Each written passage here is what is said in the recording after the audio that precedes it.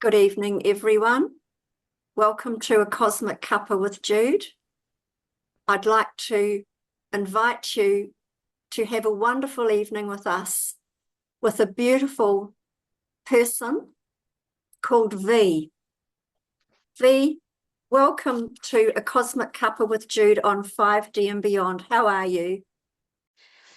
Thank you, Jude. Yeah, a little nervous, but looking forward to the evening. That's wonderful. V, I would like to read out a little bit of what you sent me, if I may, to start with. So V is a soul who is an experiencer, dimensional traveler, frequency reader and harmonizer, intuitive questioner, offers active gifts for service to souls, is a lifelong learner and a warrior in many forms. V is one incredible soul who is here on an amazing and heart-wrenching journey of self-discovery and experience. She holds many aspects to her being, and she has graciously allowed us to hear some of her knowings and experiences. As we know, these are the times where the truths are being unveiled, and we are waking up to more that is. V says it is time to reveal everything, a bold statement. So welcome, V. Thank you, Jude.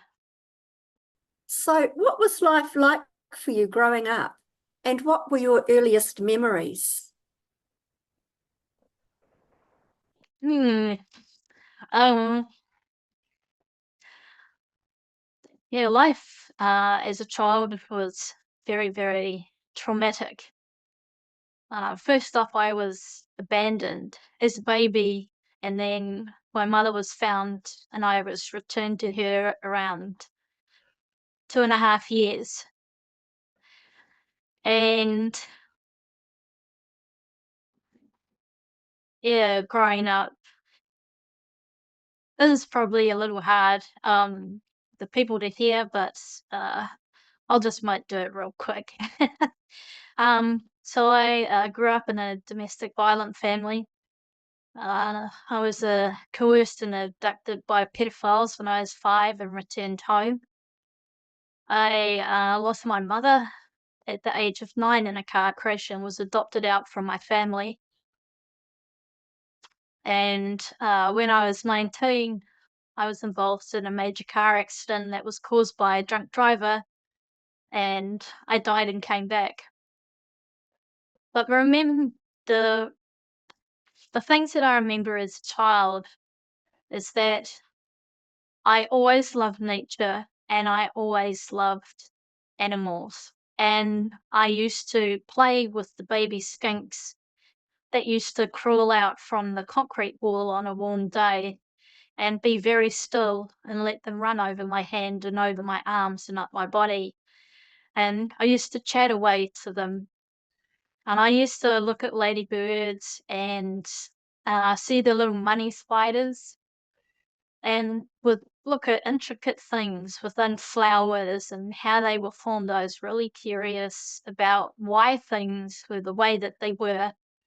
And I was one of those children that always asked the why question. And I never grew out of that. I still haven't grown out of that. Asking the why questions around things.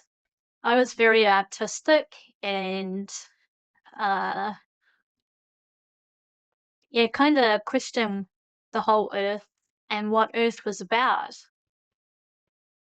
And I seemed to be quite wise for my years. I was often told that I would sneak into one of mum and dad's parties and have intelligent conversations with the adults about what I'd seen on the news, and they'd be all standing around me and I'd be in the middle of the room. So yeah, it was very interesting, and I was a year ahead at school, and I was still getting A's and A pluses, and they wanted to put me another year ahead, so that I would have been 2 years ahead.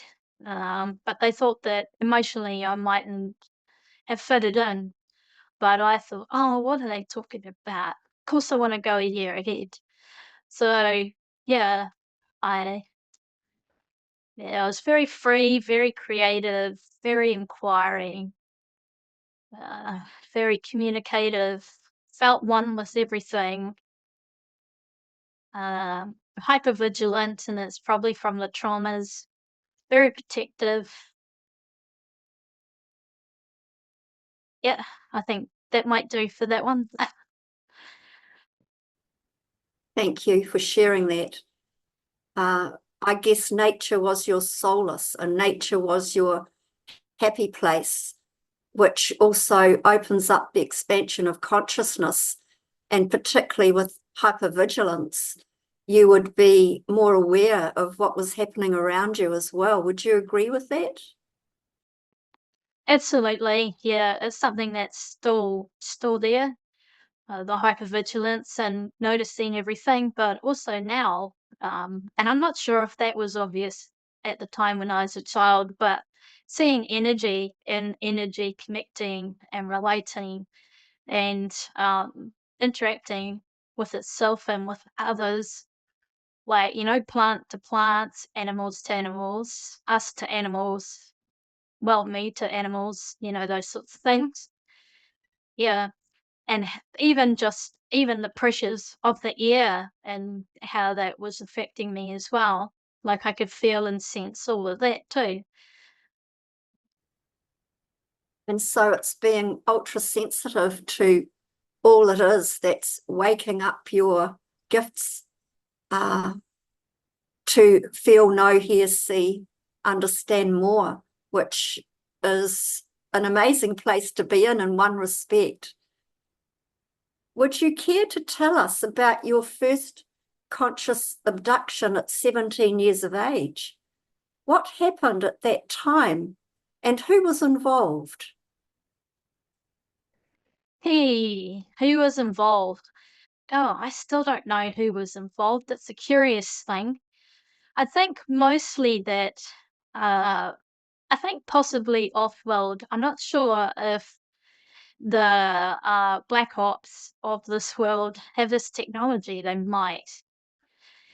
So I was driving my adoptive mother to a friend's house, and on the way, by the time I turned around and came back home, it had gotten dark, and all of a sudden, the radio and the car just completely died. Just exactly what you see in the movies, where you see the vehicles and then you're driving along and then it just goes, and it's completely dead. And next thing I feel myself blacking out, and I don't know how much time has gone, and then I come to, and when I come to, I my behind my right ear is hurting, and I was rubbing it and going, "Man, why is that so sore?" And I could hear a radio, like the radio in the car wasn't working, but I could hear like radio signal, radio music, and it was a mismatch of a whole lot of radio signals all at once. And I could hear music in the background. I thought, man, that's really weird. The radio's not even on.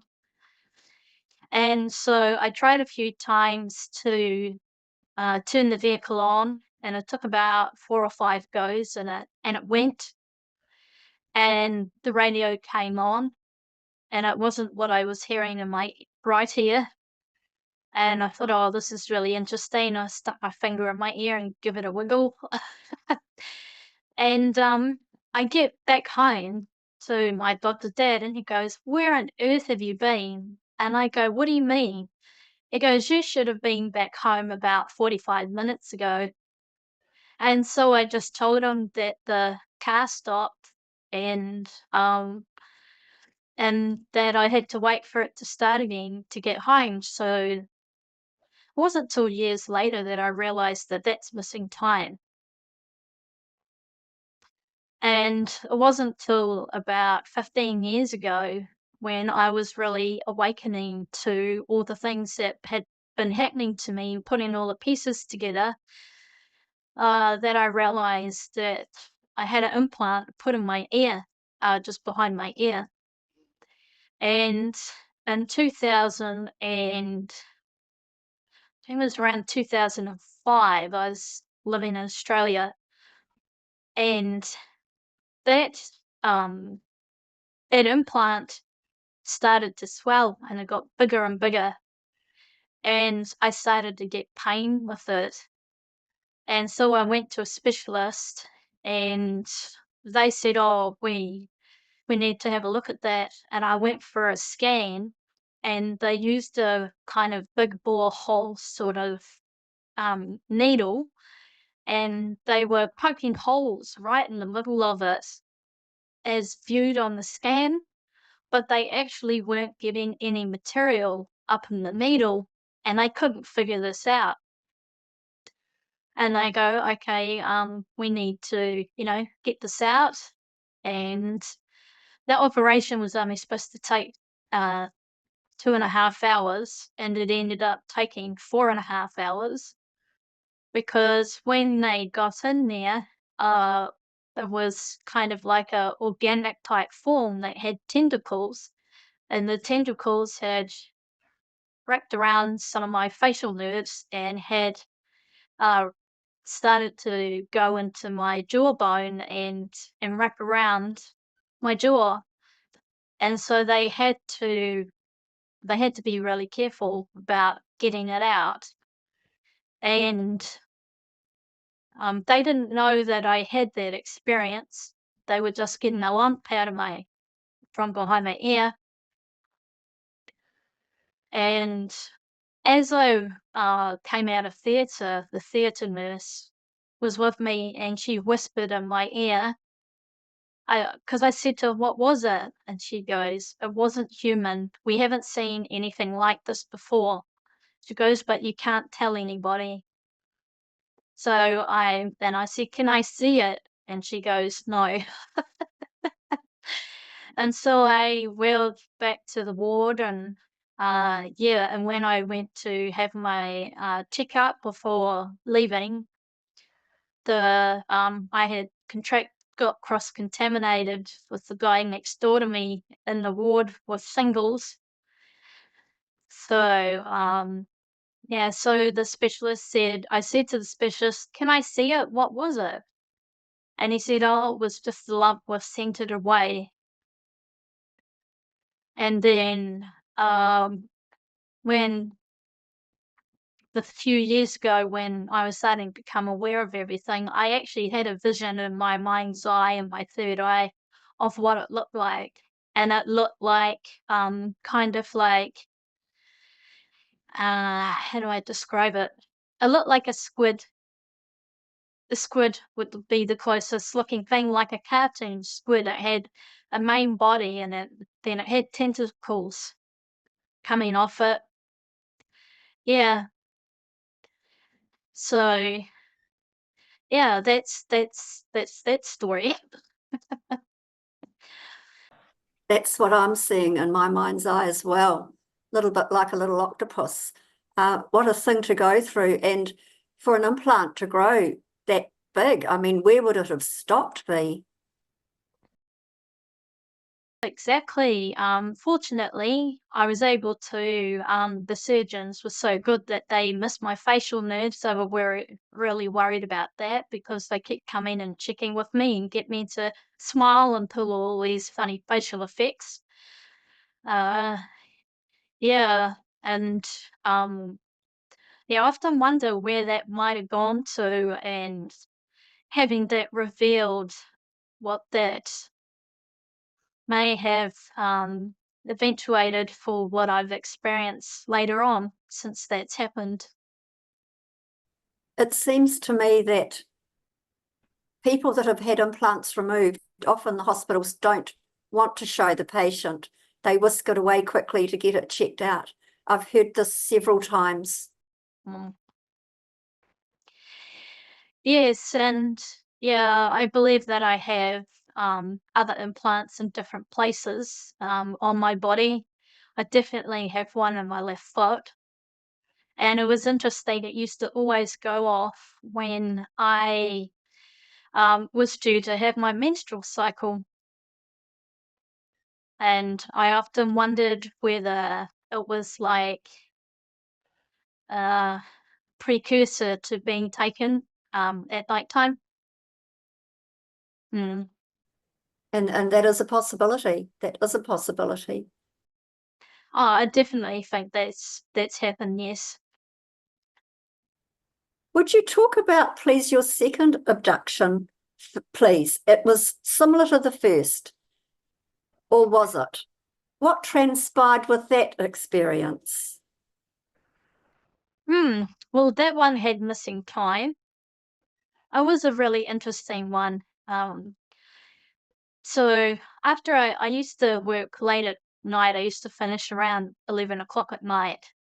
And to wind down, I used to jump on my motorbike and go for a ride, which I used to love, especially in the summer. It was just so cool. No one was around, and I used to just enjoy the ride.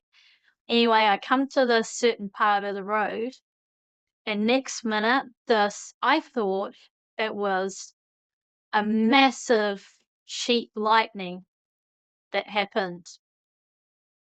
And I just completely stopped, and then the light went out, and then I carried on riding my bike home, and I had missing time again, and it was around 45 minutes to an hour as well.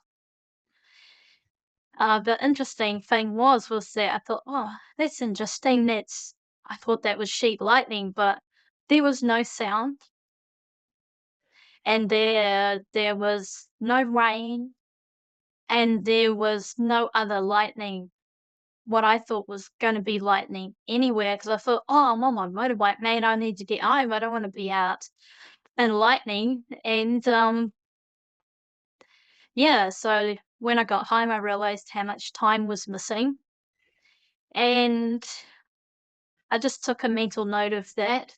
But years later, and then after that, every time I rode my motorbike or my push bike or drove past that spot where that incident happened, I visualized and could feel myself walking out off the road and across the sea and then going up. So I reckon that they took me and the motorbike, otherwise it would have fallen over. It would have smashed on the road.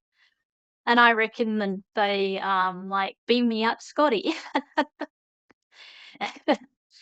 Yeah. And I have no idea what happened or anything. It was like the flash of light, and I went and came back within that flash. So, for them it's timelessness. It's timelessness. It's on earth here that we have time. Yeah. So I don't know what that was about. I don't know what happened. I had no marks or anything on me that I was aware of at the time. Maybe they were just like checking in and seeing if the implant was okay. It's pretty disconcerting, isn't it, when we are very much out of control of what we think is normal and these things happen, to have missing time and then not know what it's all about, to my mind, is even more disconcerting, because you don't really know what's been going on. You've certainly been through a lot of amazing experiences. What I'd like to say here is you can never cross the ocean. Interesting, you're just talking about going up over the sea. You can never cross the ocean until you lose sight of the shore. How synchronistic is that? We never know what we will experience until the moment of awakening. You say we are all off-worlders here in an experiment. to see how we get on. What would you like to say about that? For my early teenage years, this is me questioning everything and meeting people and other students from other countries when I was at high school. And I always wondered, where have these people come from, and how do they get to speak a different language? How come we don't say the same language all over the earth if we're all humans? And I put that question out there to the universe type thing. And the answer came back that they were all beings from different places and that we've all come here to see how we can interact and be with each other. And what would that look like? And how would we function? And I think that it's been sabotaged. I think the ability for different beings and things to get on is really high because I have had a QHHT session where I had a memory of going off to this planet. And this planet was the most absolute beautiful place you could ever be in. It was peaceful, it was tranquil, and all these beings from all over the universe would come there, and it was a celebration, it was a festival, and they would all bring everything that they had. It was like a giant harvest festival of all the goodness of everything, and they'd come to these markets and they would share and exchange. There was no money or anything. It was just like, oh, I need this, and so it was given, and then that, and I had my family, and there was always this family that we would meet, and we would go off, and us kids would go off and have fun, and the adults would go and do their things, and it was a completely safe place. So yeah, it's like so much is being sabotaged here, and I think that the language, different languages, is actually their native languages from wherever they come from. And I think some of us who speak in tongues or do light language, I think, and feel that that's ancestral to where we have come from, and that might be the different type soul, different journeys that our souls have had being here on this earth, or it could be when we have been in different forms in other places other than here. They are really interesting concepts there. And I also feel that most people on this planet are good people. And it has been sabotaged by the powerful few. And it's time that things change, and they are changing. It's interesting about the language. That's an interesting concept, and one that's quite viable when you think about it. Even though language is always a living language and can change, you've still got the basic precepts of the original that stand. So those are very, very interesting concepts. And also for me, language is our voice is a frequency.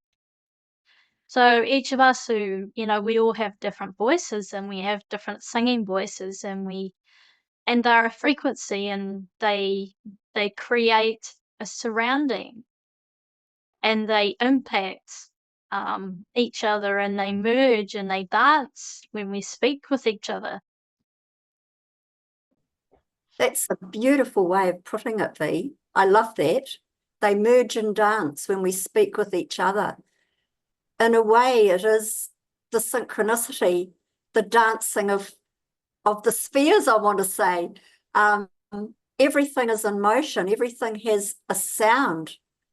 not only the primordial sound, but everything is sound, light, frequency, vibration, energy. So you're giving us some really lovely concepts to go deeper in thinking about. You speak of seeing starships. Could you talk about some of these sightings, please, and the experience that you had in Murchison that we were chatting about?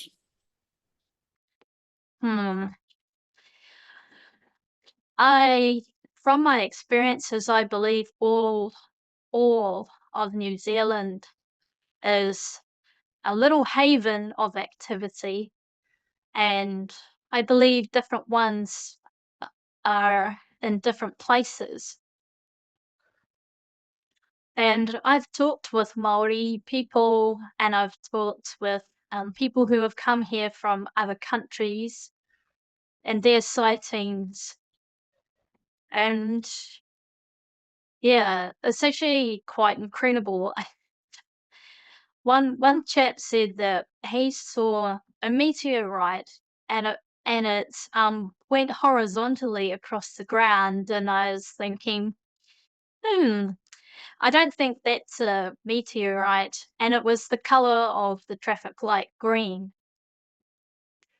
And he had seen it between Rotorua and Taupo. And I played a sport, and our team was on our way to a different part of the North Island. And as we were driving, there was a van of us, there was 11 of us, and I said, "Look out the window to the right." And there was a green orb. It was massive, and all of us saw it, and it hung around for 15 minutes. And then it kinda, like, hovered around this township, and then it just went ping, and it was gone. It just shot up in the air. So that was really cool, because after that, they started to believe me when I saw things. And then I used to go for dinner, um, in a town, and this one day that I saw an orange orb, and the orange orb came from the west and went to the east. And as it went over the vehicle that my maths teacher friend and I were in, I said, "That's a UFO and it's going to Whakatane." And she said, "What?" And I said, "Yep." And then the next day in the news, there were people had put about the sightings of this orange orb over Whakatane on the same night that we were driving. So yeah, it was quite incredible. That would have been incredible, V. So not all orbs are craft, as we know. What would you understand orbs to be? So there obviously some are craft. What are your thoughts around orbs? So if you look at the shape of the Merkaba, where you've got one triangle facing down, which is feminine energy, and the triangle facing up, which is masculine energy, and they spin in opposite directions, but they spin together, and this is just all around frequency and how they can do that. When it spins seriously fast, it looks like a ball. And the Merkabas they're not just two. They can be multiple. They can go up to 48. They can be a lot more. It all depends. Like my understanding is it all depends where you're at in your journey, your spiritual journey, as to how it functions, and it could also be from where your soul originates and how it uses it. So the Merkaba is it's between the bottom of your sternum, and if you drew a line across where your nipples are on your chest, it's kind of in between those two places, and it sits in there. So you will hear people talk about the seat of the soul. So I believe, and I've visually seen it, that when you sleep at nighttime, when I sleep at nighttime, my Merkaba gets activated and my soul goes off on journeys. And I feel that when your 3D form has come to its time of not existing anymore, that's how you leave that form and transform to something else. Because the other thing that I've seen as well is that when I was around 3.5 months pregnant, I went down for my afternoon sleep, and next minute I find myself standing beside the bed, looking at myself on the bed, and I saw my son's orb come in and enter into his 3D form in my uterus. And once he was in there, then I could go back into my body. And it's interesting that my life path number is 11 and his is a 33. So I was wondering whether I had to be out of my body so that his 33 could come in, and then I could go back in, and then we could harmonize together. That is very possible. And what a beautiful thing to be able to witness in the way that you did. I would think not many people would witness their own child from outside the body. I'm not saying it hasn't happened, but I would say most people would not have experienced that. What an incredible gift to be given when your son came into your body, into the body. Fabulous. Yeah, pretty special, all right? So, just to go back to your question on other ships, I have seen ships hovering like the height of a lamppost above the road, and no one else has seen them, and I'm standing there seeing it, and it's been sitting there floating. I know, I think I watched it for about 10 minutes, and then it just dissolved into thin air.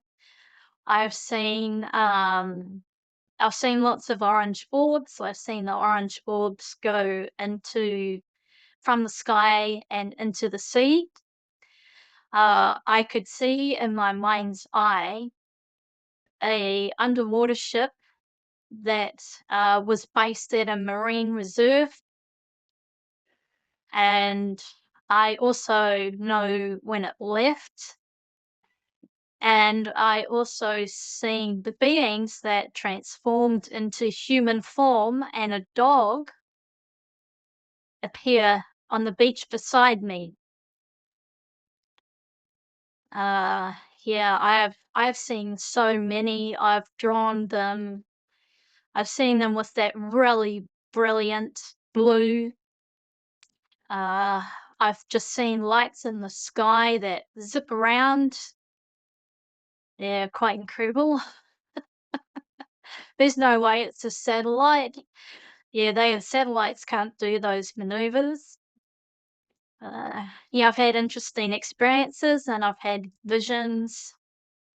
I've shared it in the group before where my friend and I were traveling back from a meditation night and we saw the orange orb ship in the sky, and a translucent orange liquid came down and went into our chests, and my friend started channeling information to me and I was able to ask questions.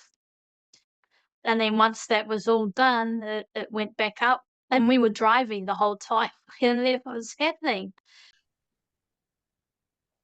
That is incredible. Imagine that. What an experience. And meanwhile, you're in charge of a car at speed.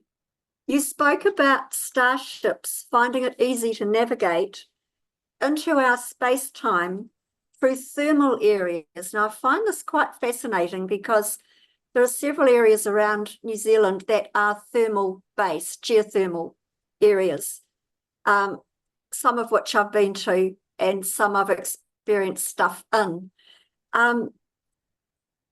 Can you talk about this, please, and your understanding of why it is they come in through thermal areas, maybe more than other places? This is quite fascinating.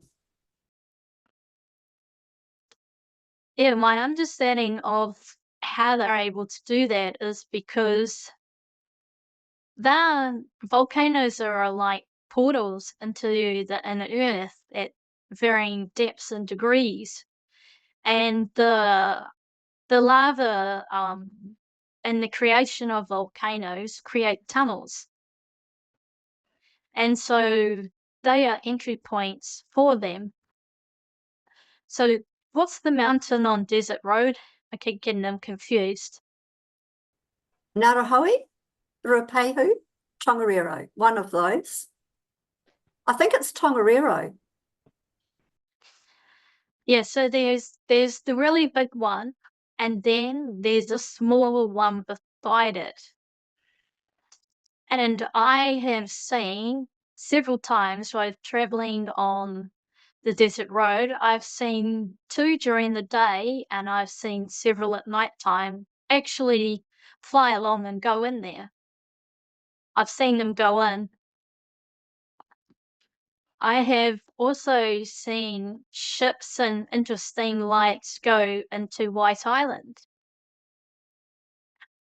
The local Maori have talked about seeing lights going into the volcanic areas and geysers and mud pools and things around Rotorua. And also the lakes there. There's one lake, there's one area in the lake there, it gives me the heebie-jeebies. I do not like it. And when you look at it, it is so black. Like the water on top, it shines like normal water, but you can't see through it. It's black. And there's also a little lake that's by what the locals call Rainbow Mountain, um, in the by Rotorua, and you can't see in that either. And that one gives me the heebie-jeebies as well. And there's thermal pools in that area, and the people who live in that valley where those thermal pools are, like I went there for dinner. They had a dinner party and lots of people were talking about all the sightings that they see there, and they've seen the orange orbs and white orbs and the blue orbs. And I went on my children and we went on a safari, urban safari in Auckland, and they were talking about all the different volcanoes that are in that area, and Mount Albert, Three Kings, and Mount Eden, they all interlink underneath. And the house that we lived in, the backyard in summer, you got massive cracks in the lawn, and we could throw sticks and stones down the cracks in the lawn, and it would take a while before it would hit anything. So I can see why now. I understand that that's possible. And also, the ships, they have the capability and the technology to withstand severe cold and severe heat. And, they can change their frequency to be able to meet the needs of whatever environments they're going in and how they travel. Like I think I mentioned before about when I went up and was learning to fly the ship, and I said, how come you can do walk type speed thing, and the ship turns into a frequency and it can pass through other objects because it's a frequency, and the frequency is different, and so that's why they don't smack into anything. You must have worried about your property, how safe it was if you could fire stones and bits and pieces down the cracks in your lawn. That would be a bit scary, wouldn't it? Well, the lava flow is quite solid. Most of New Zealand, we're built on it and all sorts of things like that. What I didn't like was finding out how the insects and things can come up through the. Wow. It reminds me of the children's book Under the Mountain, where it was talking about all the lava tunnels underneath Auckland. It was a very interesting book, a story that I read when I was a kid. Quite fascinating, actually. So really, really interesting stuff. And as we know, there are lots of different craft from lots of different places. Some are from the inner earth, some are from elsewhere, some are from just under lakes, seas, mountains. Yeah, so many scenarios with craft. And would you say that when you saw, for instance, the orange orbs, and you were talking that there could be up to 48 souls with their Merkaba fields spinning, is it their Merkaba fields jointly that create what you see as an orb or a craft, would you say? Sorry, I'm a little confused on that question. Could you say it in a different way? You were talking earlier about the orange orbs, and when we talked about Merkaba fields, with a soul having their Merkaba field, and you mentioned that up to 48 Merkaba fields or souls could travel in that way with their fields. What I'm wondering is the orbs you saw that were craft, would you say what you were seeing were their joint Merkaba fields that made or looked like craft? Right. Yeah. That's interesting. Yeah, because I always wondered whether, because I've actually seen the shape of the ships, and some of them are like a discus, and some of them are different shapes, and yet they all seem to have like a orb-like thing around it. And I actually wonder whether it's kind of like a force field or some sort of mechanism that disguises them, so that they just look like the stars in the sky. Because when I have been on the ships, they have their own technology, and it's been crystals, types of crystals, inside in the middle of the ships. Oh, yeah. So I can't confirm what you're saying. I'm sorry, but I only from what I've seen and understand. It's quite all right. And we know a lot of these ships are, their propulsion systems use crystals, mercury, gyroscopics, magnetics. It's quite fascinating, and we're still using rockets. So I think we've got a wee way to catch up in the public domain at least.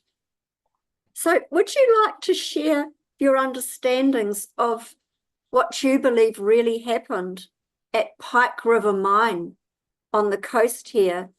And as we've been talking about tunnels, you could possibly mention the Littleton tunnels.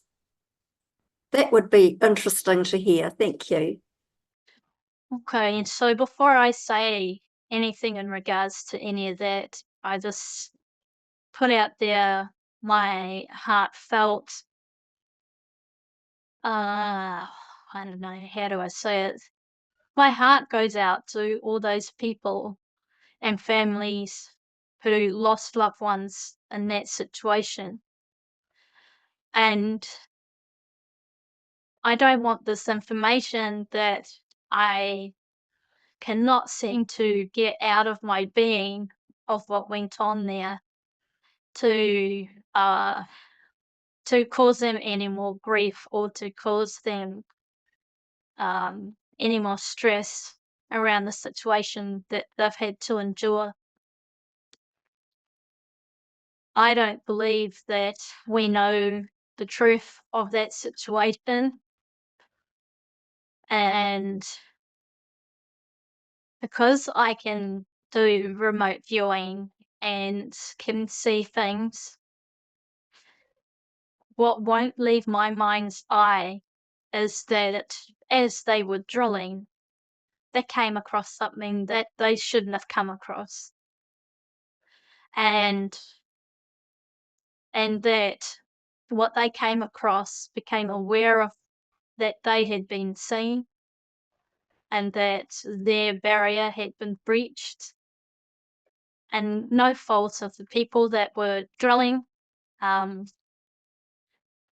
they were things that they should never have come across, and they lost their lives because of it. And I think the things that get spoken to the public is what they could use to describe what happened there.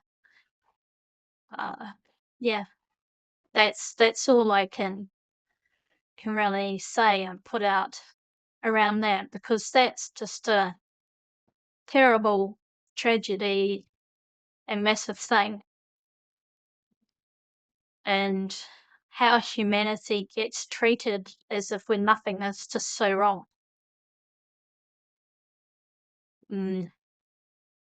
Thank you, V. It certainly was a most tragic occasion, and yes, our hearts do go out to the families. Do you think the government was well aware of what actually had happened to those beautiful souls?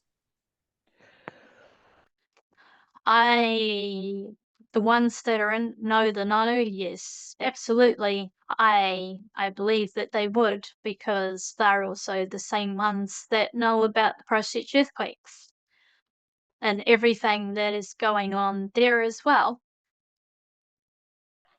There has been so much going on. To go back to Pike River for a moment, when you say they crossed a barrier, are you talking about an energetic barrier that was like a veil, if you like, to the humans, or was something else breached in that mine? I think they accidentally drilled into the tunnel system that is hidden from everybody. Yeah. Thank you, V. Thank you for expanding that out just a little bit. And as we've said, we don't want to cause any harm or any hurt. But V is saying it how she sees it through remote viewing and knowing. So we'll say take that for what it is to those beautiful families. Thank you. I really appreciate you talking about that. And what do you know about the Littleton tunnels, V? Well, it's interesting. When I was younger, I've stood on the Littleton Harbour Wharf because my father was a wharfie, and that's another place that gave me the creeps. And I felt like I was being pulled into it. And my dad actually ran over and grabbed me because he could see that I was being pulled in. And I never liked that area. It just something about it just wasn't okay. And it's Littleton Harbour is a dormant. What did we decide it was? A dormant volcano crater. Yes. So I also see energy lines of things. I can see energy lines of ships, and there's energy lines going in there. I believe that they drop in out at sea, at the Kuma decks and off the deck area, and there'd be underwater bases out at Kaikoura and Seddon and all along that line, and that they go in there and under there. And I came across information. This is not my information, even though I have seen the energy lines go in there. There was a page that I was on, and they talked about the entry to Antarctica has access through Christchurch, and that Christchurch has a bigger role than what is known to all of us of what they're doing. we've always been known as the gateway to the Antarctic, both by ship and by air. But you're talking about something deeper here, aren't you, V? Yes, I'm talking about access in the tunnels underneath. Yes. Very, very interesting. That is fascinating. I've certainly seen things happen in Littleton Harbour, lights going in, strange things happening, indentations in the surface of the water that don't appear to have any reason. And Christchurch earthquakes. What do you feel? What's your take on the Christchurch earthquakes that we had that were pretty shocking for so many people, including myself and my family? And God bless to everyone that went through that lot, which was a pretty amazing and horrific experience. Well, all of them that we had at the time. What's your take on that, V? They were not a natural phenomenon. My brother and I were traveling back and we saw the ship out. So this wasn't okay, this wasn't the first. I believe when Mr. Keyhole said that they were man-made, I believe that for liquefaction to happen, and that's why liquefaction happened, because of the frequencies that we used. But the one that happened in Kaikoura, I experienced that in Christchurch. I was in it. And my brother and I, we were traveling back from visiting down south, and we saw this ship out at sea towing something. And the thing that it was towed was covered, and the whole thing was all white. And someone, later on, someone had a photo of that, and that was the exact thing that we saw. So we got home and had dinner and blah, blah, blah. And then I went to bed at about 10:30, 11 o'clock. And I was lying in bed, and oh my goodness, the frequency waves that were coming, my head was ringing so loud that I thought my eardrums were going to burst. The frequency sound that was going off in my body was like shaking. Like all the atoms inside my body were like just freaking out and fizzing, like a fizzing type action within my body. And then next minute, I thought, oh, an earthquake's coming, and heard it coming. And I starfished. I held on with my toes and my hands, holding on to the mattress while the bed was being thrown around in the room. And there was a street light outside my bedroom window. And I tell you, my brother's house was going like the angles that the house was swaying from side to side. So the waves were coming, the energetic waves were coming from the sea, coming inland. The house was going from side to side, like almost a 45-degree angle. It was going. I could see it. And I'm going, how on earth is this happening? How are the windows not breaking? How is the door frames not breaking? Why is it the roof caving in and the walls? And it seemed to go on for quite a while. And, we all yelled out to each other and everything when it happened, but my body, oh my goodness, my body felt like if how do I describe it? It felt like, the Tesla ball when you put your fingers on it and all the light comes out of it. Imagine if instead of the light coming out of it, it was bouncing back in and it was all just like fizzing inside. It felt like that. And my body felt like that for 2.5 to 3 weeks afterwards. And when they first said that that earthquake had happened, they said it was Hamner Springs. And then they said it was Culverden. And then it showed up, and then they finally settled on it being Kaikoura. And then you saw all the damage and how much the land moved and everything at Kaikoura. So there's absolutely no way at all that that was a real earthquake, because the houses would have broken. And you can use frequency to change and morph and move things without them breaking. Like when you run your finger around a glass, you're creating frequency, and that glass vibrates and it changes shape without breaking until you hit it. That mark, you've matched its frequency, or maybe its opposite frequency. I'm not quite sure on that one. Physicists would know. And then it breaks.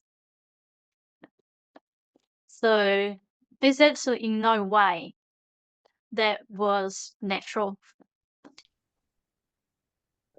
They were some crazy times for all of us. They really were. I had a very dear friend, lived in Christchurch, lost her business, lost everything. The earthquakes freaked her out so much, she went to Kaikoura. And then she had the one in Kaikoura, and I thought, poor soul, you know, she's gone through everything here. She went to Kaikoura to get away from it, and she landed up being in the middle of another one. And in a way, that was worse in a way, because they were landlocked. People could only bring in provisions by sea or by air, and they had a pretty tough time. So, yeah, New Zealand's been through quite a lot, I've got to say. But if we can change tack a little bit, could you please speak about being a dimensional traveller? How does that work, and what do you experience? So how I mentioned about the Merkaba being our soul's travel mechanism, for me, when I go to bed at night, my 3D form is resting, and off I go. I go to traveling. I know that I have been part of different things that get talked about online, like when they have talked about the Galactic Federation. Quite often I'm in uniform and having journeys and adventures and doing things for them.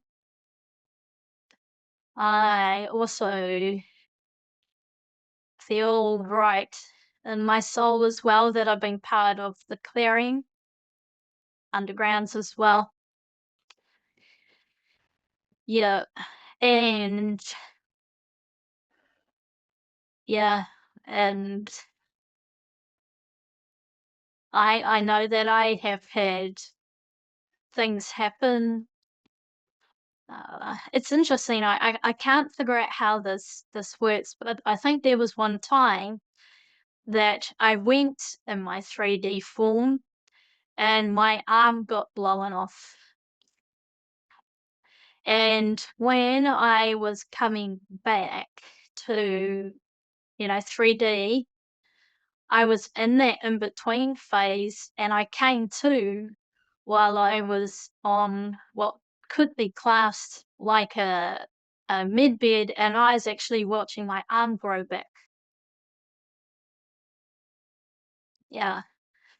So, uh, yeah, I think some of that 3D body resting time, I'm off adventuring on things that have been mentioned online and things that I can't talk about. And I have come back with wounds in my 3D form. I think sometimes just my soul goes, and I think sometimes my body goes. Uh, yeah, and one really interesting little story, and this wasn't so long ago. It was only maybe 2 months ago or 3 months ago. I went to bed and I had I had fallen asleep, and I felt I'd fallen asleep, and then next minute, I hear the bang of my bedroom window. I always sleep with it open, and the window bang, and it woke me up and it set my nervous system off, and I was freaking out, and my heart was pounding in my ears, and I was doing breathing exercises to, like, calm myself back down, and when I calmed myself back down, I could hear something breathing in my room, and I'm going, "I'm not here by myself." And so I just laid there and I listened to it and kind of vaguely recognized it. And I said to it, I said, "You're not allowed to be here. And I'm asking you to leave now." And it banged the window again as it went out the window.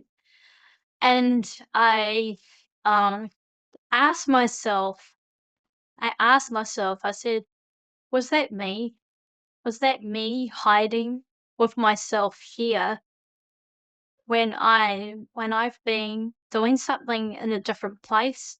Or is there another version of me that is doing something here and they had to come here and they knew that it was safe to hide there because it's me?" And when I asked that question, my Kundalini spine just started running, and I thought, yes,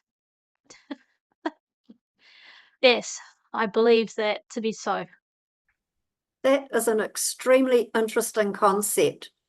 And we know that we are fractals of all that is, and we also have other soul fractals of our own being, our own soul, if you like, or higher self. So that's a fascinating thought, isn't it, V? To think that that situation could happen, but in the same space-time reality. Wow. Yeah, it's pretty cool. Have you ever stepped out of the space-time construct? If so, could you talk about this greater reality? Have you been outside of it to see what it is and what it's made of and made up from? I'm not sure if this is going to completely answer the question, but I have been up on a Galactic Federation ship, and we were a whole group of ambassadors that will have a future role, and they took us on an amazing journey where we were taken to a room and there was a massive board table there and a whole lot of people were around it, and they were all different shapes, sizes, beings, plus the Galactic Federation group. And we were to go off and create another planet. And to be able to do this, we had to walk up the stairs and dive into the middle of the planet, middle of the table. And when you looked at the middle of the table, it's like an almond shape and it looked like space. And so dived in there, and then I had a mentor with me, and they say, "Right, what type of planet do you want to make?" And so I created the nature planet that has waterfalls and beautiful, just the most unusual and beautiful plants, and the smell was exquisite. It was so fresh and so clean, and it just was harmonious in every way, and it just filled all the senses that you had. And there was no moon and there was no sun. However, it had light. And the light, it was a golden translucent light that was coming from all the plants. The plants were creating the light, but it wasn't like you turn on a lamp and the lamp shines the light. They weren't just the light. They just looked normal, like a normal plant that we have at home outside and our pot plants, but somehow they were emitting a light. and you could see. And then I said, "Oh, so how do we have food in here?" And the mentor picked a leaf off a plant I created, placed it on my bare arm. The leaf turned into translucent gold liquid and was absorbed into my being, and and that was all that I needed. And while that was happening and I was standing there, the leaf grew back on the plant. And it's not the first time that I've seen that gold translucent liquid being a food or a healing property for things. So yeah, so the planet was like we was like a toilet had I can't say that word very well. Toroidal? So that's the one. It looks like a donut. Yeah. Yeah. So and the other people made different ones.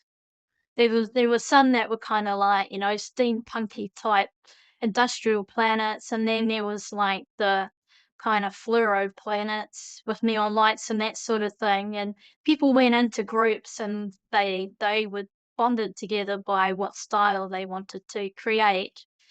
And then the other thing we had to do was we had to create a plant and bring it back and show it to everybody.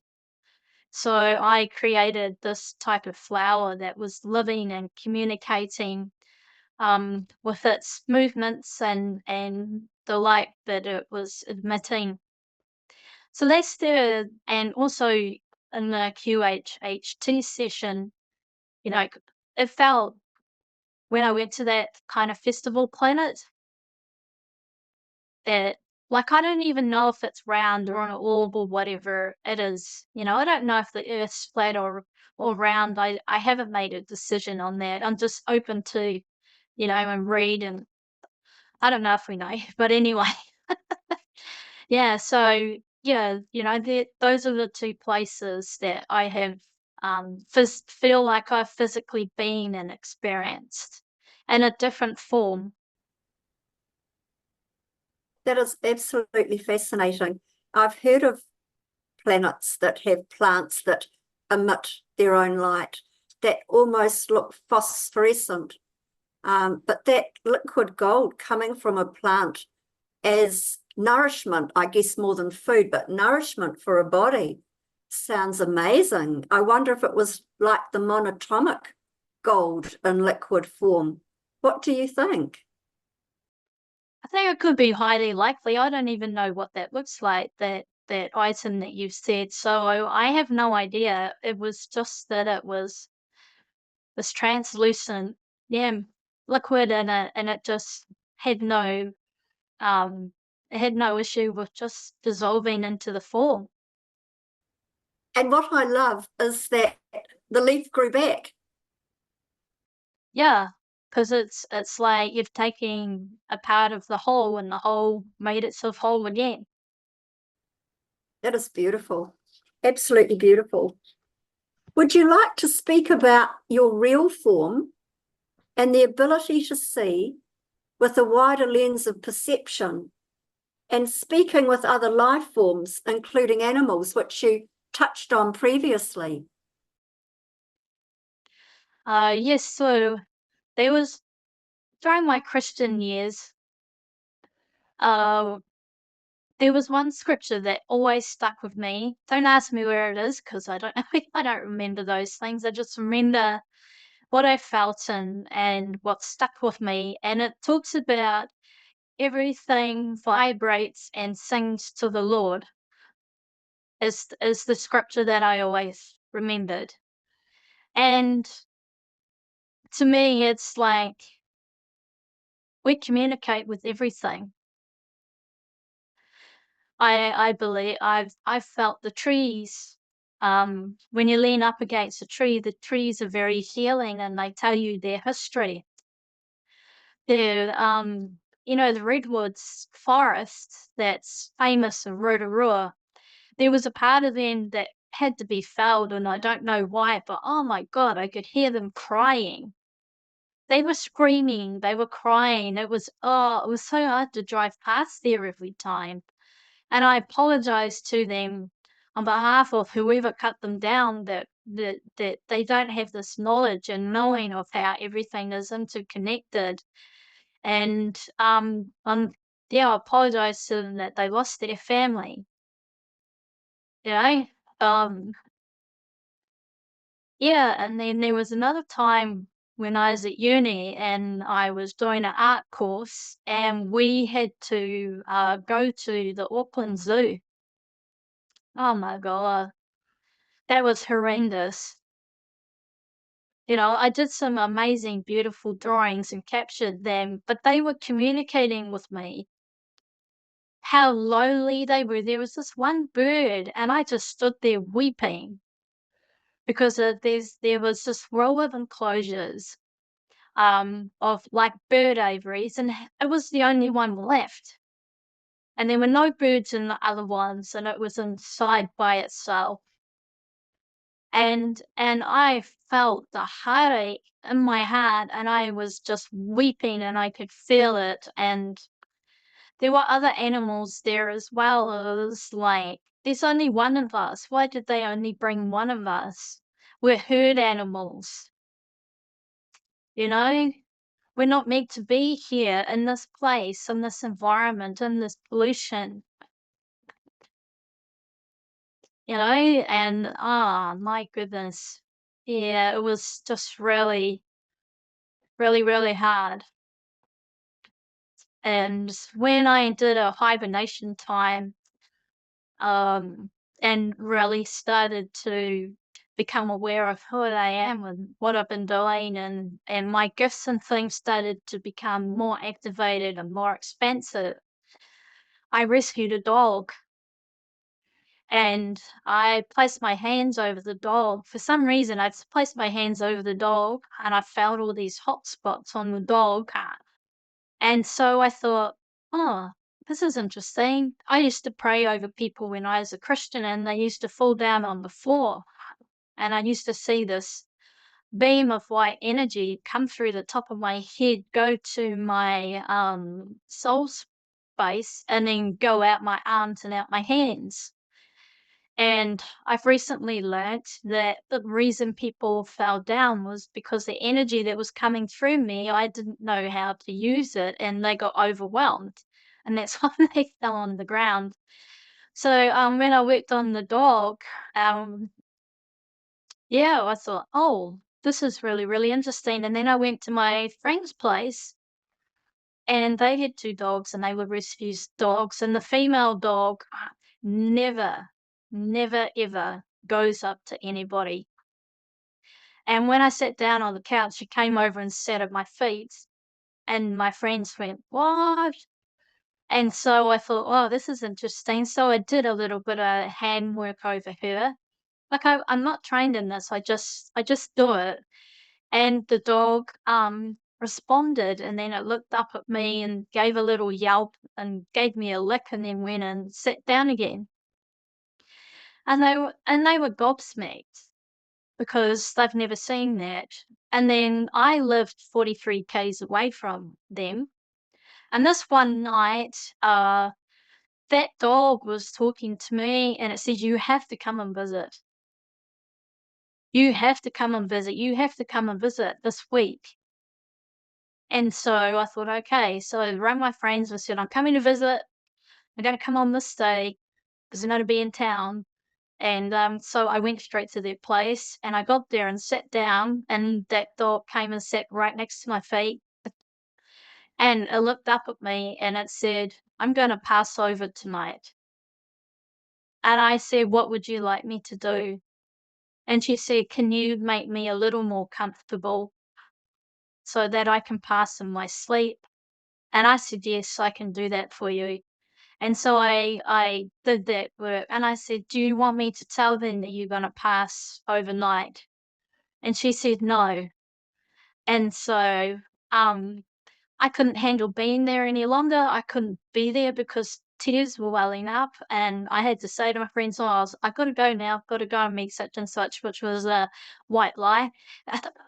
But I had to I had to leave because I was saying goodbye and I knew that they were going to have to do that too.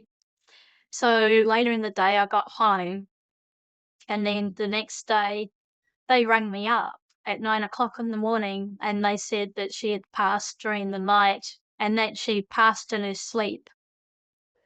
And so it was like, well, my gifts that I activated, ask, asking during the time I was christened in the church, they're still there and I still have them. And I can still use those. But uh the chatting with not just animals and plants and with storms and winds and water. I also talk to mechanical things as well.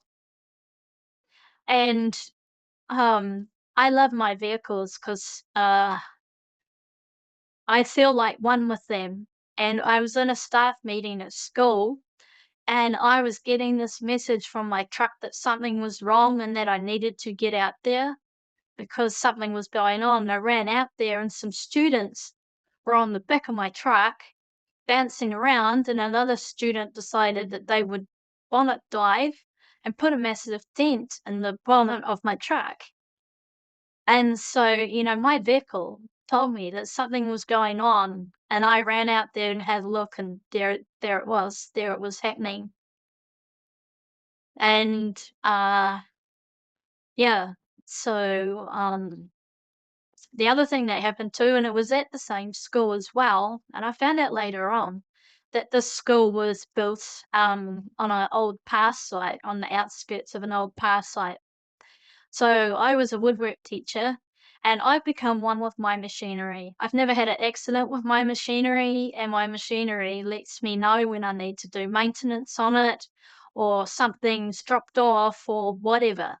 Machinery lets me know when the kids are being silly beggars as well. And so I was using the machine. I used to prepare the wood for the students for the next day at night time, and the machinery started playing up. And I'm going, what on earth is going on here? This is not normal for me. And so I saw these shadow beings out the side of my eye, and there were 5 of them. And I said, oh, what's happening here? And so I went to the kaumātua of the school and I explained what was going on. And so him and I went to the classroom later in the evening when everyone from the school had gone home, and we sat and waited, and the beings turned up and we had a three-way conversation, and that the kaumātua found out from them that because I was a female and I was teaching woodwork, that they weren't happy because that wasn't a culturally right thing for the male students and the female students to be doing. And so he explained to them that I was only teaching the skills, but they were making their own products. And so they said, well, we would like it if you would teach her the cultural significance of the things that she's teaching, and we will stay away from the machinery. And so the next time I used the machinery, the machinery was fine. And so he came to class every time and worked there with the students. So yeah. That is fascinating. I have heard way back somewhere that everything has consciousness, including machinery. Everything, the cars we drive in a way become part of us. They have a consciousness. And this was something that to me way back took me by surprise, to think that a machine could have a consciousness. But when you think about it, everything is made from the all that is. And so it makes sense that consciousness will move wherever consciousness is. Quite fascinating. It also makes me think about James Dean, who was an actor in Hollywood in the early days. He died in a car accident, and parts of his car were dismantled and on-sold, and everyone that had parts of his car put into their own cars, that car had an accident. So that is fascinating, because that's talking about the frequency of that moment where everyone's energy was on, oh my God, because of what happened with one of their favourite actors, that impinged onto the metal or the parts of that automobile that went into other car parts. Quite fascinating, isn't it? Absolutely, like, nothing is separate. Nothing is separate at all, and this is why you really, really, really, really, really need to be careful when you buy secondhand things, especially shoes and clothing. There's some things that I won't buy secondhand, which is pillows and bedding. You need to make sure that you cleanse anything that you buy and bring it in before you put it on or bring it into the house. A friend of mine, her husband, I was doing a house clearing at their place, and her husband got given the work jacket of another employee who had left and said, "Oh, this is your work jacket. This goes with the role." And that person had died in a car accident while wearing that jacket. And my friend's husband had put that jacket on and had been having several near misses. And she didn't tell me what it looked like. This information she shared with me afterwards. She goes, "Can you come and do a clearing on the car?" And I said, "Sure, I'll need to go out there and do that." So I went out there and did the clearings on the car. And I said, "What's the story with this jacket?" I said, "This jacket's not good. It needs to go." And then she told me the story. And so, there it is, the energetic connection that got passed on.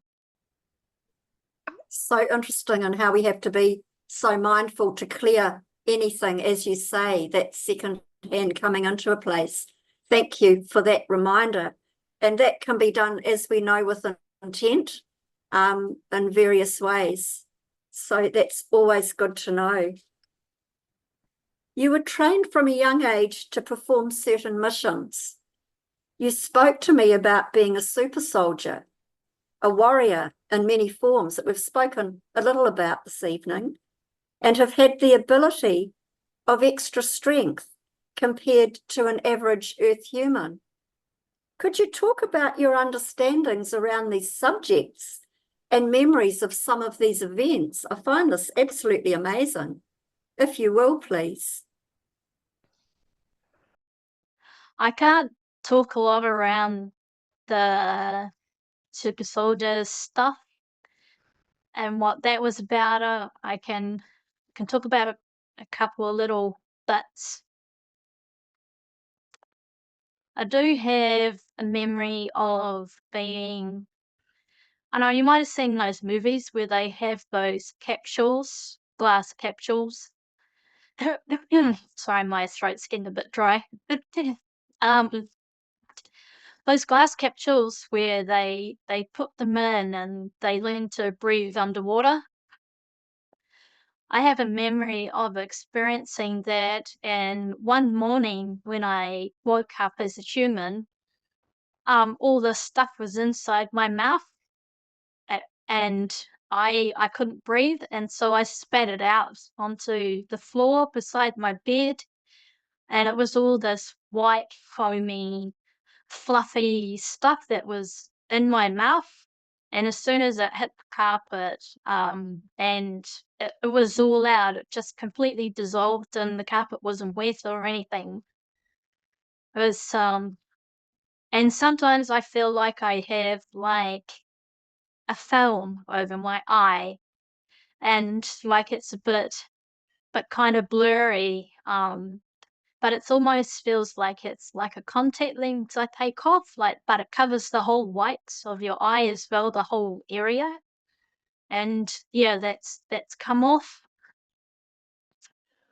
Uh,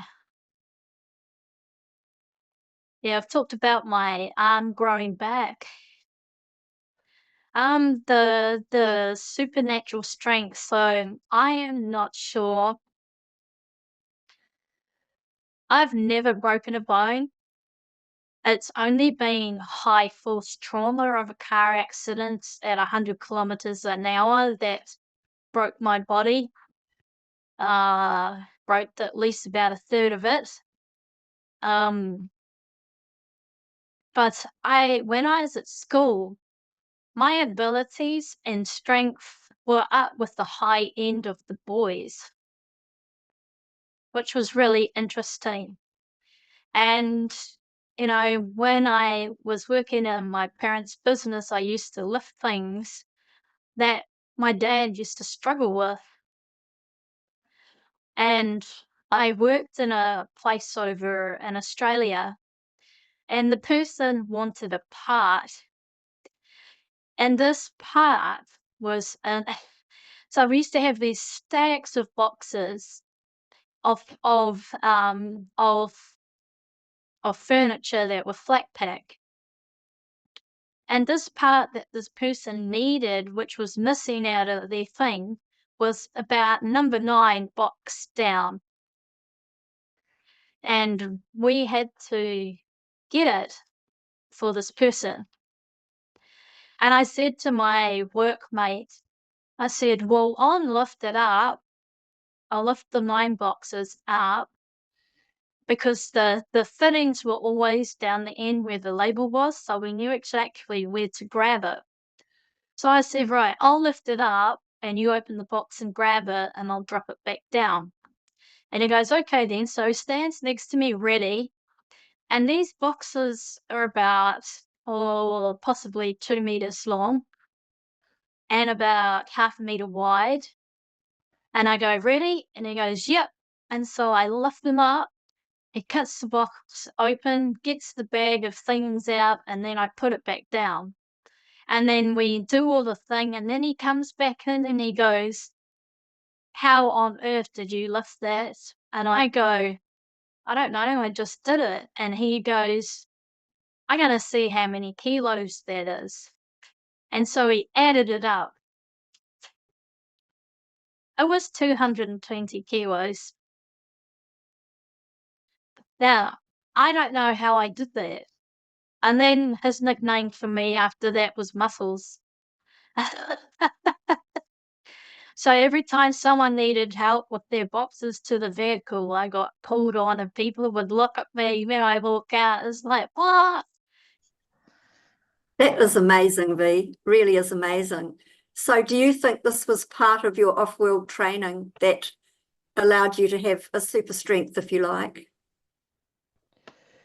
Yeah, I think I remember being like in a injection program where they injected me with stuff and the super soldier stuff. Yeah. God, I've never told anyone this.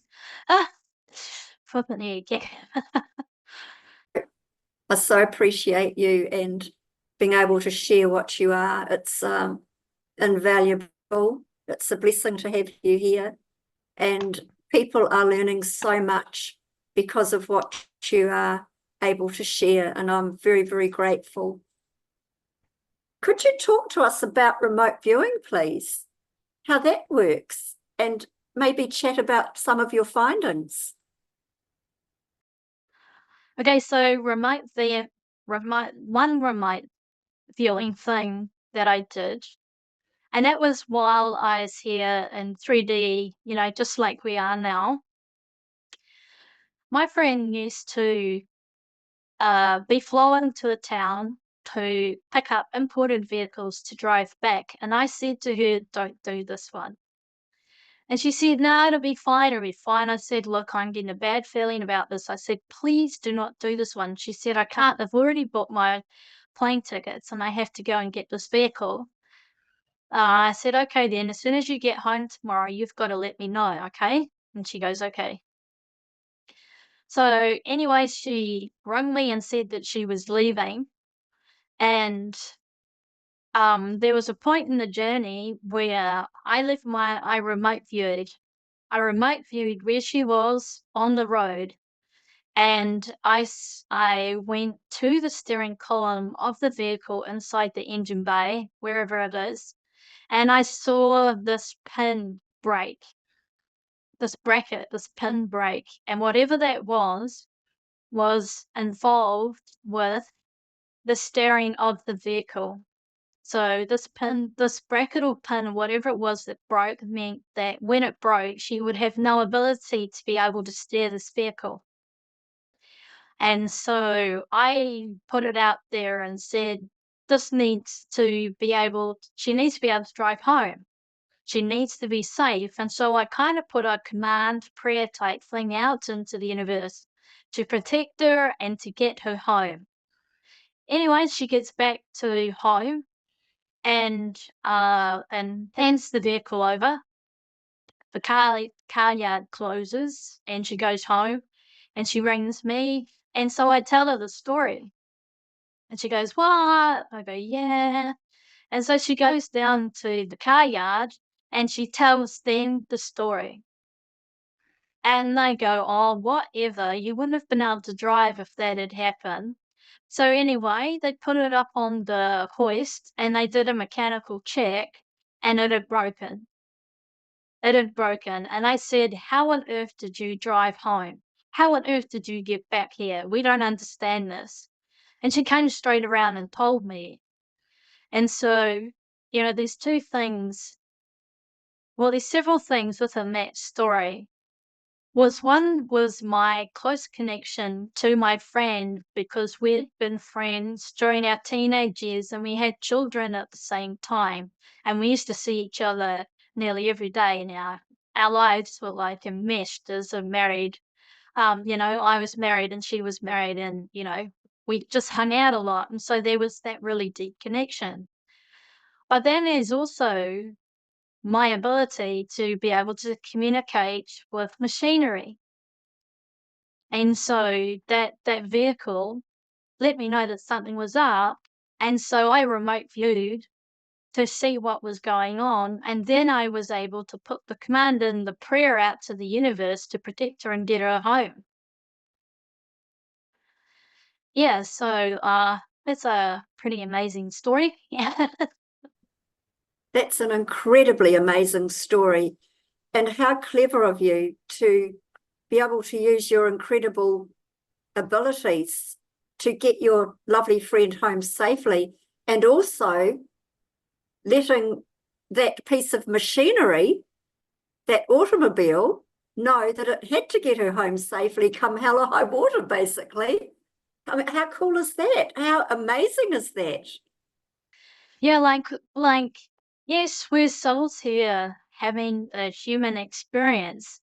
But activating our gifts is so important, and that I believe that we all have these abilities. And then I think some of us kind of like it's like a career, we have one that is like really extra strong, and we can go into that and we have that connection more. But before the clears, it's like we all have that ability, that jab that we get when we're first born, it helps to diminish all of that. And yeah, so yeah, I've had several remote viewings and been taken to go and do remote viewings. And when I get taken to go and do the remote viewings, I get migraines when I come back. And yeah, so I'll share one story. So God, this town, man, I tell you, it's like a tiny Bay of Plenty area. I used to get taken a lot. And it was really cool because I did get memories and was able to see some of the things that I did. So I was staying at this place. And oh my God, the migraine that was coming on was horrendous. I've never had one that bad. And I pretty much passed out from it. It was just so bad. And then I felt myself go, I felt myself leave. Hold on, did I? I'm not sure. It was like my energetic body, like my 3D form was there, but my energetic body and my soul went together. Anyway, they came and got me, and they wanted me to find someone that they were chasing. And they were like universes away. They couldn't find them. Their remote viewers couldn't find them. And so they came and got me. And I could see them. I found them. I found where they were. And then before they put me back, I was sitting in front of a screen and they were running those really quick movies. You know, like when you see in some of the movies, they have thousands of images really flashing really quickly, and they were playing the song, and it was a yoga song, and it was Gum Yum something or other. I can't remember the actual mantra that it was, but my God, that would not leave my brain for like 3 days. And so these pictures were flashing in front of me, and they were mind wiping me from what I did. But however, I was starting to come to, and then I felt them throw me back onto the bed into my 3D form. And when I was fully back in my 3D form, I woke up and I projectile vomited through the whole bed. And man, that migraine kept going on, and I vomited through the rest of the day, and I was wiped out for 2 to 3 days from that.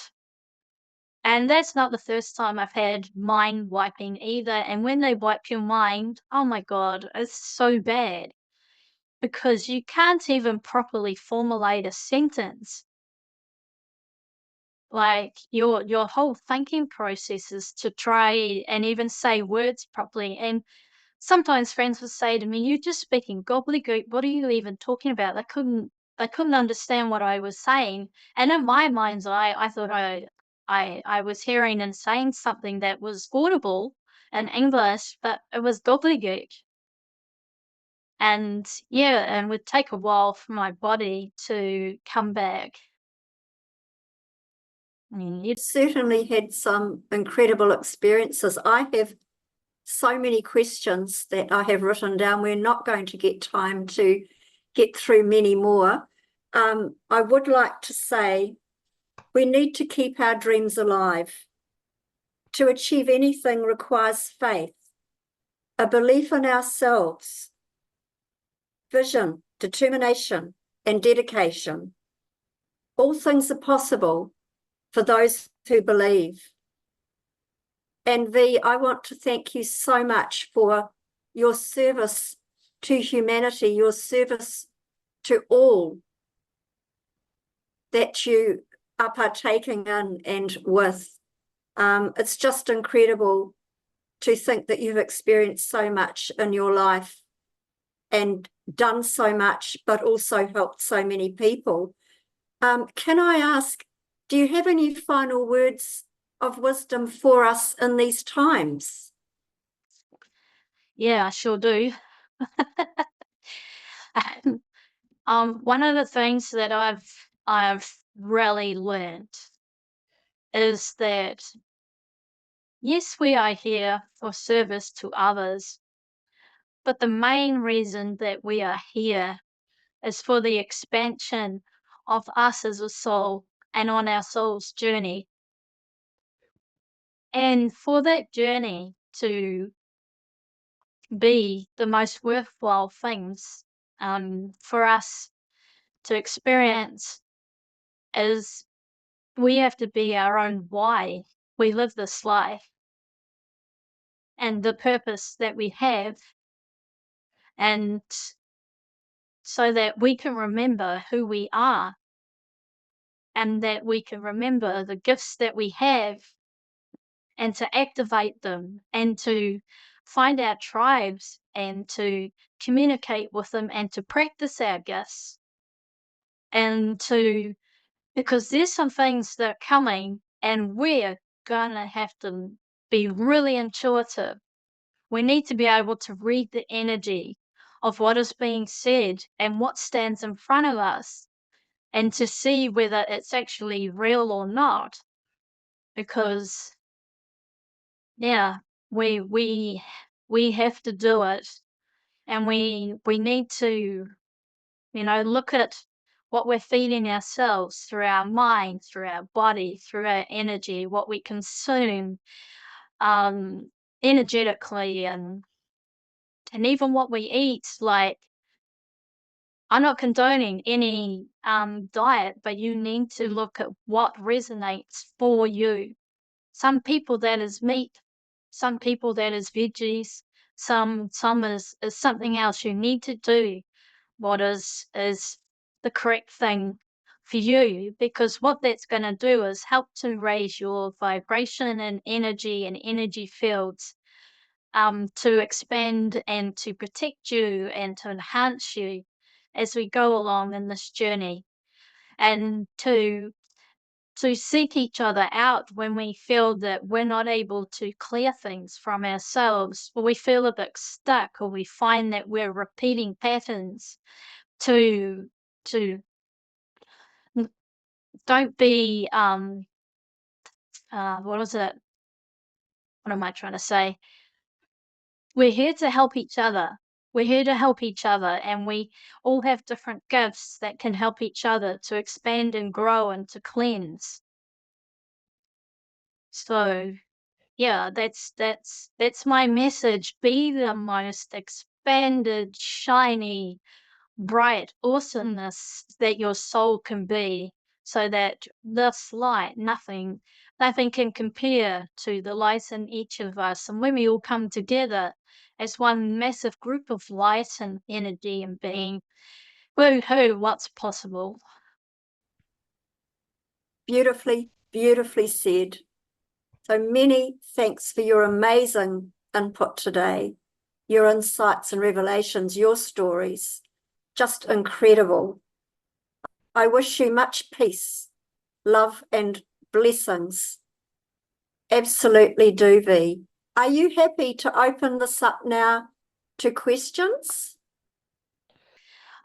Yes, absolutely. If someone can read me the question or whatever it is. And just before we go there, do you offer any services to people? And if so, where can they find you? Yes, I do. So I do sound frequency therapy, and I've called it that so then people understand that it can be a therapy, but it's also a soul, spiritual, mind, body, energy journey. And it's something that helps to clear your energy and expand you. And if you are open to it, you can have communication with whoever you want to communicate with. It could be family, it can be beings, it can be whatever. And that's also removing the dis-ease from your 3D form and helping you to grow and expand on your journey. And quite often, I end up doing transformational coaching, because what comes up in those sessions is a journey within itself, and I guide people through those journeys as well. I get friends ringing me up saying, "Hey, I've lost this. I can't find it. Where is it?" And I just had that last week where a friend rang up and she lost her phone, and a customer came in the shop, and I said, "Someone's taken it. Someone's taken it. They didn't mean to, but they've accidentally taken it." She goes, "Nah, she's not that type of person." And yeah, sure enough, the customer accidentally picked it up and put it in her bag with all their other things, and I had seen that. So yeah, I often get those things. I do house clearings, land clearing, and yeah, so yeah, that's available. I can do sound frequency therapy remotely. Like, well, I can remote view, and so frequency goes into the ether, and it comes over and visits you, and so it's there with you while I'm doing that. And you can email me on infinite space lifecoaching@gmail.com. Thank you so much, V. I truly appreciate you and all that you've shared this evening. If anyone has a message, would you like to raise your hand, please? Thank you, V, for a very insightful journey through your life. Are you a different blood type? Yes, I am. I am AB positive, which is only 4% of the human race. The only other one that's rarer than me is AB negative. So they class us as an evolutionary mystery. Ta-da! Thank you. Also, the implant that you had, do you know what color it was? So what I saw in my mind's eye was that it was part of it was like a kind of liquid mercury type capsule, and it also had like a clear part on it as well, and it had some sort of mechanism inside it, and that implant was inside the organic kind of octopusy type form. Mm-hmm. Okay. Thank you. I sometimes experience every now and again, if I burp, I get a ting in my ear, and I have, to my knowledge, I haven't had any sort of implant put into my body, but it's quite different because it's a ting, like a metal ting. And it's probably happened for the last 3 or 4 years. And I haven't had a vaccine, so it shouldn't be graphene oxide. Do you think that's possible, that it could be an implant? Anything that's possible. The sneaky little beggars, they put them all over the place. I woke up with a ball bearing one in the side of my arm, and I thought, what on earth is this? And I felt it, and I, oh, that hurts. And then it was a couple of days later, a woman overseas in America was commenting on a webinar, and she had the same one. Do you have saw you use station tubes? Sometimes, yes, up the top here. Up the top here, I sometimes get a pain. It's not actually in the ear. It's up at the top of the ear, and it sort of goes towards the eye. Just this way here. Yeah, because I just had when you were talking, I closed my eyes to see if I could see, and I believe that you do have something there. Mm. I've been very interested in extraterrestrials for a very, very long time. And about the 80s, I think I saw a video about greys, small greys, and I invited them, or I wanted to be aware of them and see them. And I don't know if that's been some sort of effect in my life at any time. Yeah. And this has sort of happened after I was living in Western Australia, and I had an apartment, and I used to say it was my spaceship because I could see beautiful scenery. And often thought that, maybe I got a visitation when I was living there. I only lived there for 4 or 5 years. Anyway, I certainly wouldn't invite them now. Okay, I think that yeah, you did invite them, and yeah. That's one of the things I do. They are like a drone worker bee, and they they are often the ones that pop them inside us. They